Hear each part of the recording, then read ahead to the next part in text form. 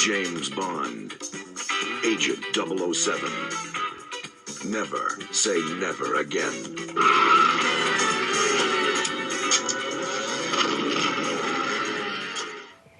Hello everybody, welcome back to Screenstars and welcome to another classic James Bond review.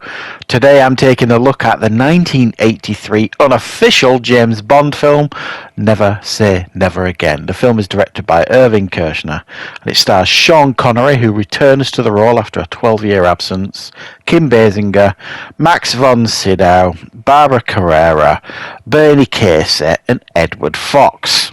Right. Okay, this is basically a remake of Thunderball, so if you know the plot of Thunderball, you know the plot of this film.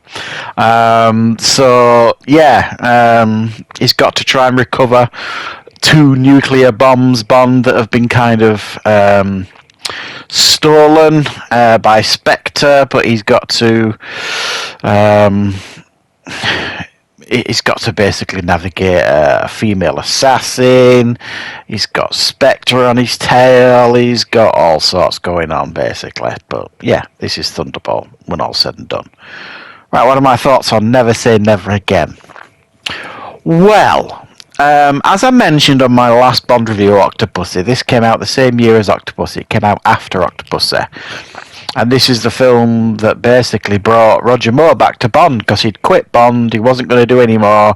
They'd already cast James Brolin as Bond, and then they announced that this film was going to be made, so he came back to the role, Roger Moore, because they was worried about this film.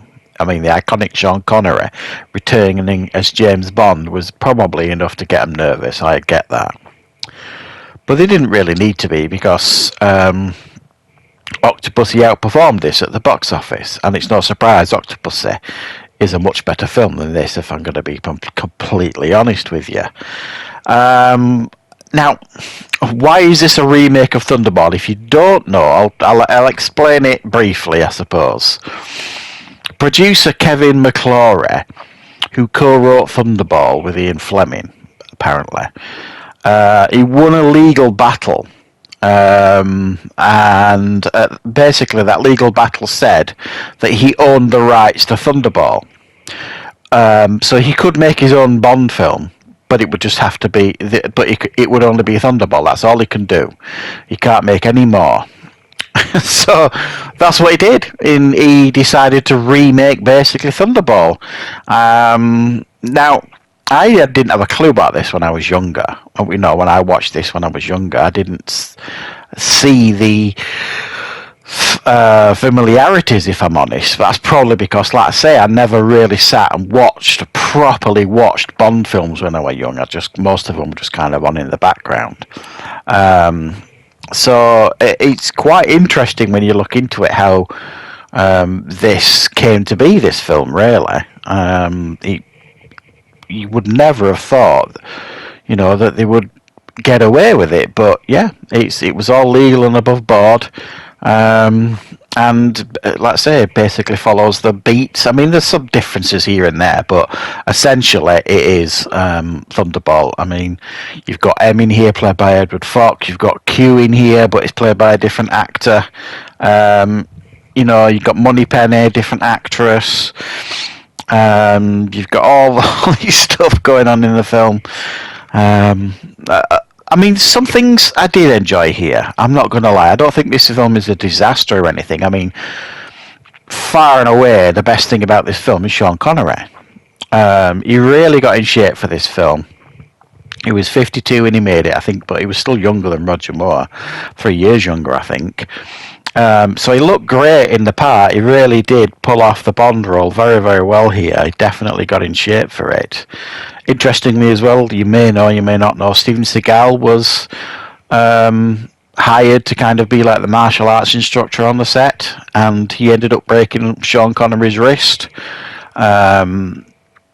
And you can see interviews where Sean Connery talks about that, and Sean Connery doesn't blame Seagal or anything. He kind of blames himself. He thought he was getting a bit too big for his boots, if you like, Connery, and he accidentally broke his wrist, Seagal. But yeah, that's a little bit of trivia for you if you didn't realise that.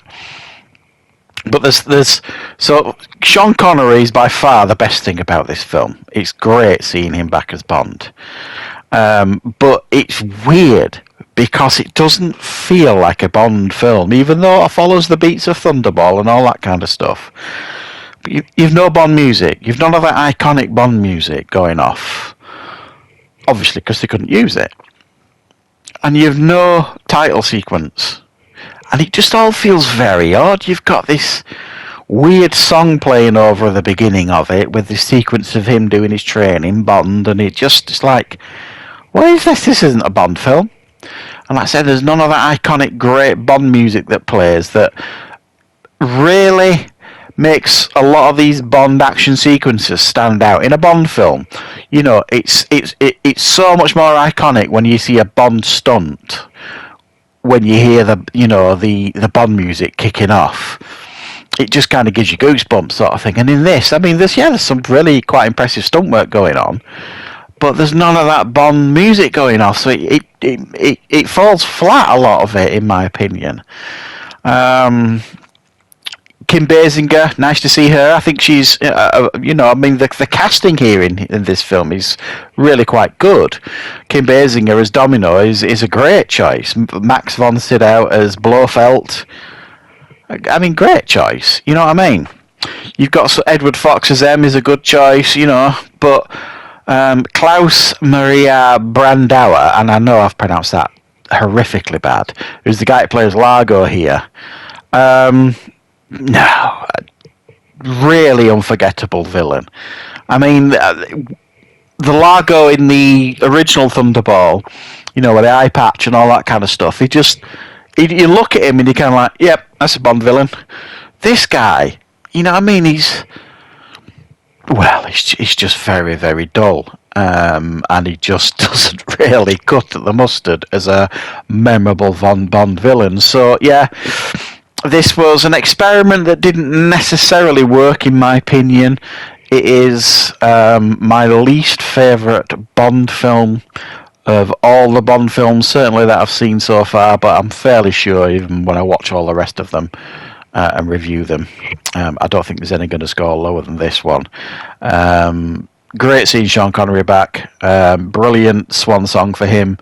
To see him back as Bond, he's still got it, but unfortunately everything else in the film pretty much lets him down here, and it's a poor pretender to the throne in regards of a James Bond film. And when you compare this to Octopussy, there is no comparison really. The Octopussy is the much better film in my opinion. So yeah, let me know your thoughts on Never Say Never Again, guys. And the next Bond review, we'll get straight back on track. A View to a Kill, the last Roger Moore film. Looking forward to checking that one out. So I will speak to you all very, very soon.